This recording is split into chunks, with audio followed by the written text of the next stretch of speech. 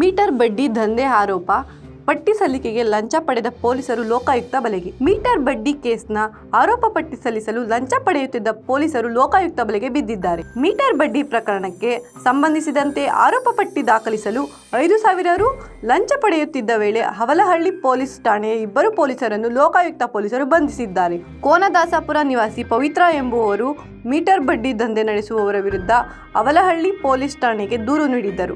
ಅವರು ಜಾತಿ ನಿಂದನೆ ಕಾಯ್ದೆಯಡಿಯಲ್ಲಿ ದೂರು ದಾಖಲಿಸಿದರು.